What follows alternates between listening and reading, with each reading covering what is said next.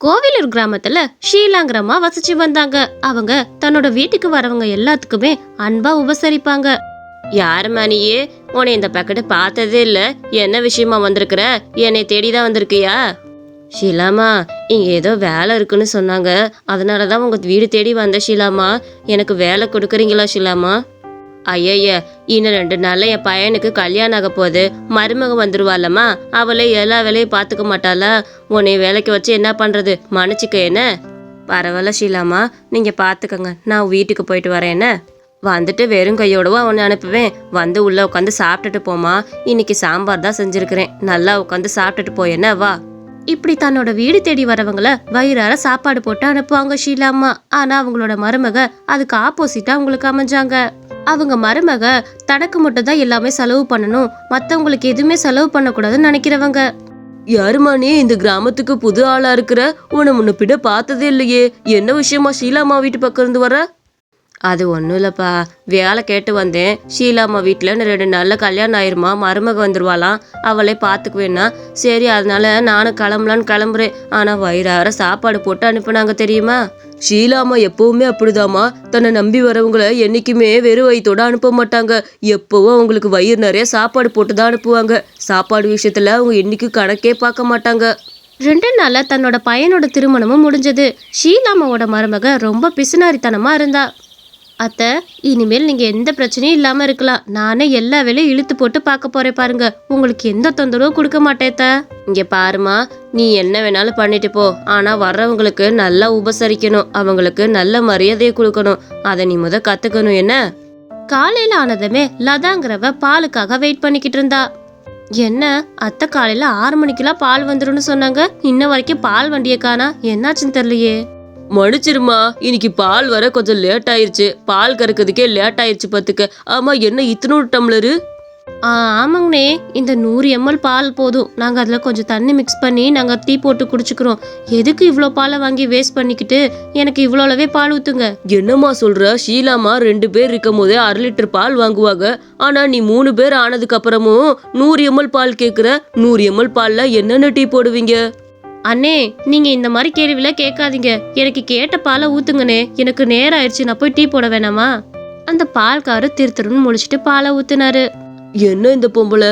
ஷீலாமா எப்பவும் 1/2 லிட்டர் இல்ல 1/4 லிட்டர் தானே பால் வாங்குங்க. இது என்னமோ 100 ml பாலை வாங்கிட்டு போகுது.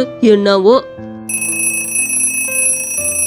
அவ அந்த 100 ml பாலை வச்சு மிச்சதெல்லாம் தண்ணி ஊத்தி டீயை போட்டு எடுத்துட்டு போனா. டீக்கே 1/2 லிட்டர் பால் ஊத்துனா நமக்கு மாச செலவு என்ன ஆகும்? நல்ல வேலை நான் வந்தேன் இந்த வீட்டுக்கு. அத்தை, அத்தை, டீ போட்டுட்டேத்த, எந்திரிக்கேத்த. என்னம்மா இது? டீ ரொம்ப பெரிய டம்ளர்ல போட்டிருப்ப போல. இது 1 மடக்கு கூட இருக்காது போல இந்த டீ. எதுக்குமா அந்த டீயை போட்டு கொண்டு வந்த?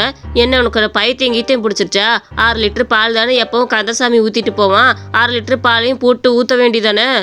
என்னம்மா நீ இத்தனை பேர் இருக்கிற இத்தனூறு டம்ளர்ல கொண்டு வந்திருக்க? அத்தை, 6 லிட்டர் பால் வாங்கினா மாசத்துக்கு என்ன ஆச்சு சொல்லுங்க?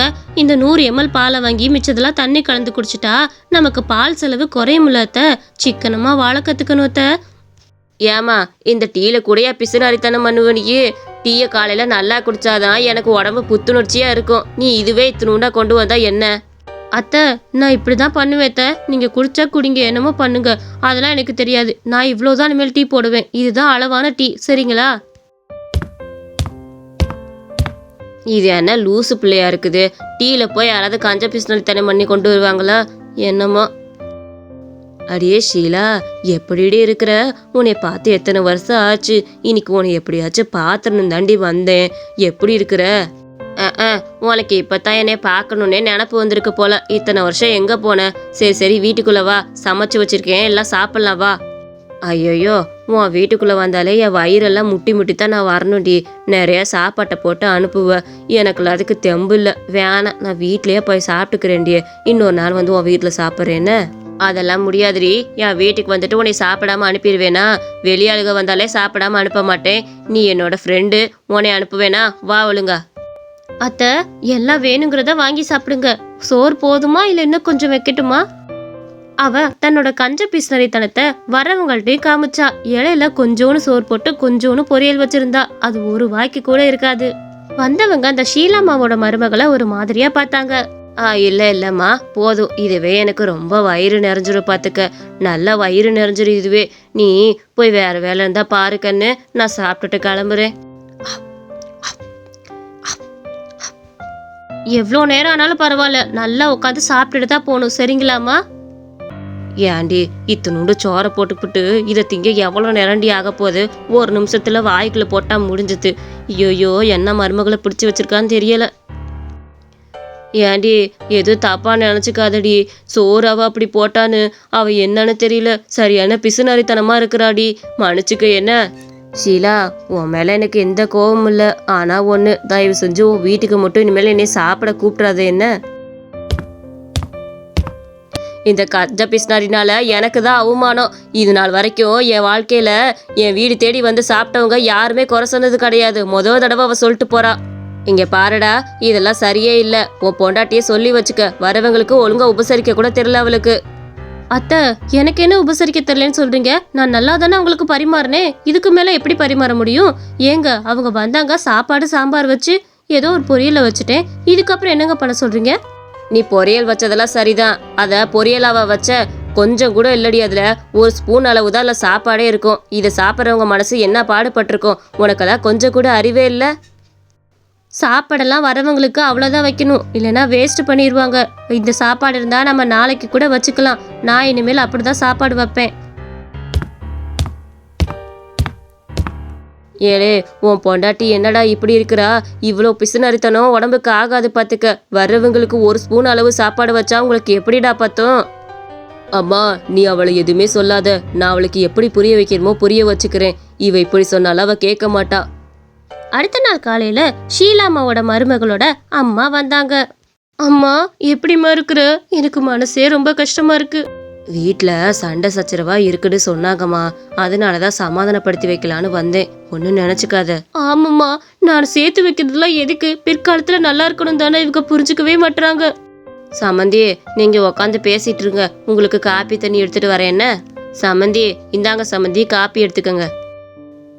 ஏங்க, இந்த இதில் நீங்கள் எடுத்துகிட்டு வராமே இருக்கலாம்ல. இத்தினோண்டு டம்ளரில் காப்பி கொண்டு வரீங்க. விருந்தாளிக்கு இப்படி தான் கொண்டு வருவீங்களாக்கும். என்னங்க நீங்கள் கொஞ்சம் கூட இதே இல்லை. அதெல்லாம் முடியாது, நான் அப்படி தான் கொண்டு வருவேன். எல்லாமே உங்கள் பொண்ணோட பாடம் தான். அந்த பொண்ணுக்கிட்டே கேட்டுக்கங்க. நான் போயிட்டு வரேன்.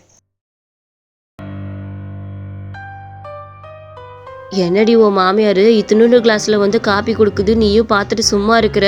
நம்ம வீட்டிலலாம் வரவங்களுக்கு எப்படி உபசரிப்போம்? இந்த அம்மா பாத்தியா எப்படி இருக்குன்னு?